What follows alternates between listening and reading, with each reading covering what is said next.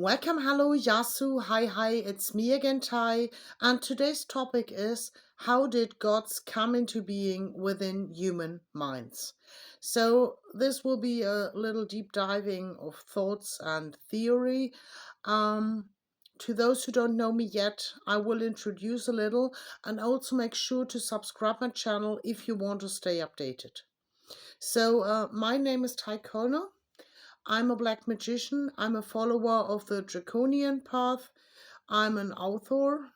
Also, I'm a student of the Left Hand Order Dragon Rouge. While not a speaker, I'm just a student there. So if you got any questions, not ask me, check for the webpage thedragonrouge.com and ask there. However, my oldest roots are the empathic gifts before I even did dive into ritual work and so on. So that's about my basic. Today's topic is, where do the gods come from? And I do not mean the religion thing like a Christian god or Hindu god or Muslim god or whatsoever gods. I mean, how did they manifest in human mind? It is tracking very back into humans' first step on Earth, so to say. I don't know about the prehistoric human. We cannot check their minds, but we can check for the older traditions like the farmer folks and the people who were fishing on the sea, etc., etc. And they were faced with, cyclic things. So day and night, lack of water or all too much water, deadly winters, for example, sicknesses, the phenomenon of life and death in general. And so they did need to name it in any way because this is how you find answers. So, what are the gods good for? The gods are good for, at first, to name a thing. So let's say you're sitting there somewhere in the wilderness and there is a thunder blazing around, above the skies. And so you're sitting there. You're scared to death because it's lightning in the dark and it's very dangerous. And you see when it strikes a tree, it's blowing up in fire, maybe. So you are very respectful for this lightning, for this thunder. And so to not to fear the unknown, you don't know where the force is coming from in the first instance. So because you don't know, you give it a name and you paint a picture and you paint a history about. So somebody like, for example, Thor, somebody who is riding the skies, holding a hammer, because you know what a hammer is, and while catching the hammer down the earth, there is a thunder striking, the lightning crashing into that tree. And also you see the fertility of destruction. So if something did burn into ashes, you see how the seeds are sprouting after, and it's a very fertile ground. And however, this is how you explain this phenomenon. And the same is about you don't rule the weather.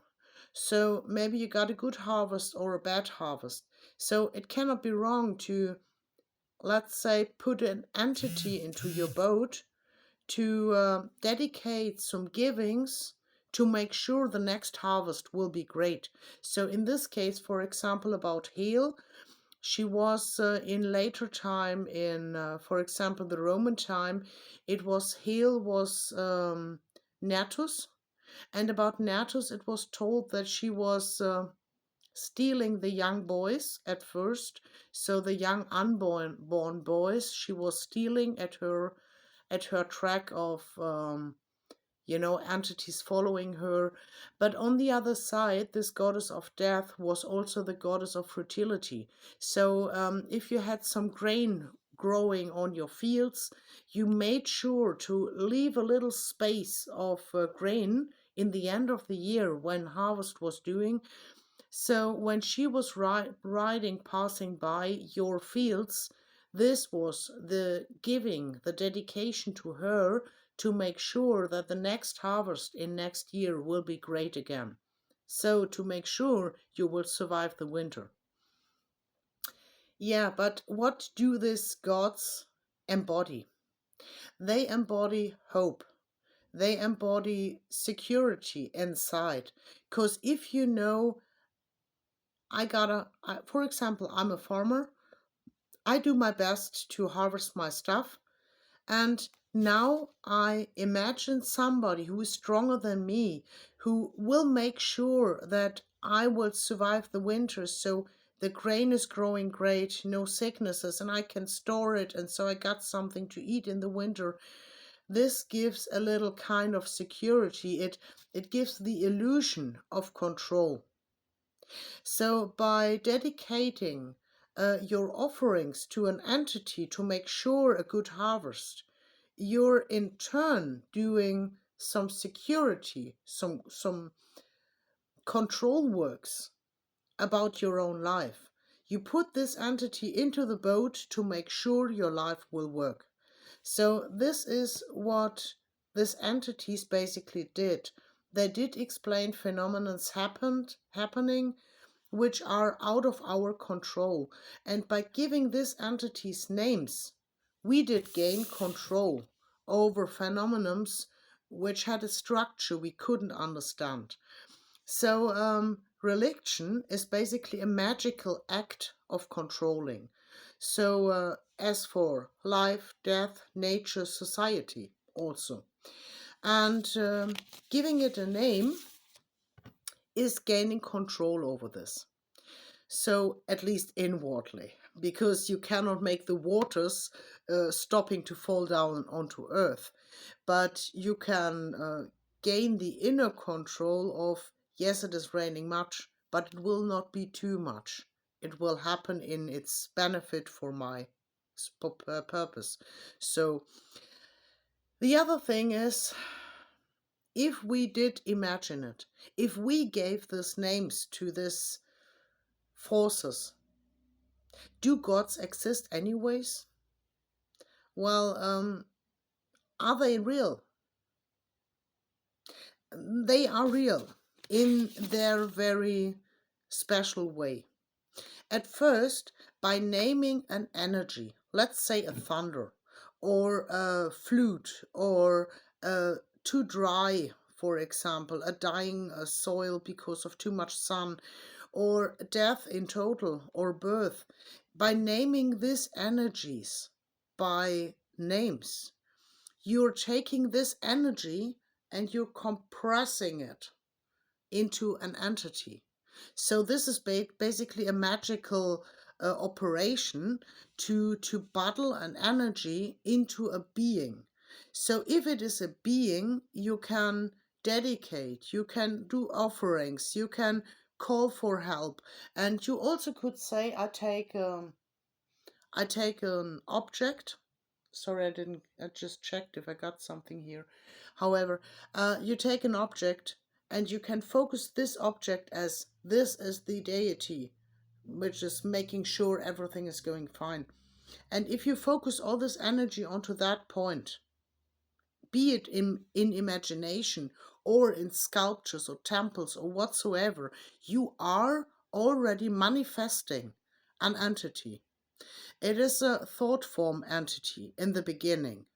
But the more people are obeying, the more people are bowing before, the more people are praying for it, giving their energy into this entity, the stronger it will be. So basically, sometimes humans are creating gods or thought forms of gods, however you name it. And on the other hand, the secondly, is there are older entities. Let's not discuss about it. Could be a thought entity of previous social times. So if you get, for example, gods from Sumerian time, they are very old today and older than the Christian god, but however, they are thought forms. There are, on the other side, also entities which are even older than these ones. And these entities did not have a name. They can be human previously, which made it to raise their own energy field to a level which enables them to skills which are far beyond human scale. So this we would imply to be God-alike, or they are gods out of our view, because they did make sure to remain an entire entity, even though dying and rebirthing and dying and rebirthing. And one day they did decide to not manifest as a human at all, but the entity is still existing. So this would be a god as well. So these entities, if we find such an entity, and if we name this entity by a name, we are doing basically we are doing basically the same than giving a name to an energy structure. Because in one side, it is the cyclic structure of our surrounding we give a name to and we manifest, or an entity, a thought form we did create and we build a temple for. In this case, we found an energy structure and we give it a name. By giving it a name, we are taking contact. So it's not about praying this entity, but it is about getting contact to this entity. So, are gods existing? Yes and no. It is a kind of energy we can either contact, or which gives us the impression of having control about life and things and happenings around us. And this is what this energy fields, which are named, are doing for us. But basically it is within us because we gave a name to it. If you are a magic practitioner, you probably don't even know a name to an energy you are working with. And this is quite the basic of all this. Because how did this name come into being? In the root, you did see the energy, you did see the force, you were faced to it. You were faced to something you don't understand.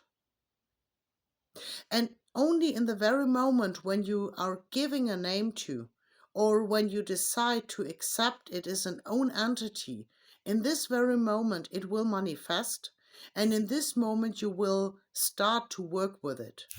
Be it in a way of going to a temple, getting some offerings there, doing an invocation, getting in exchange with an entity, so-called demon or whatsoever. Or if it is just a storm and you're standing on a mountain, stretched out arms and contacting to the force of the storm.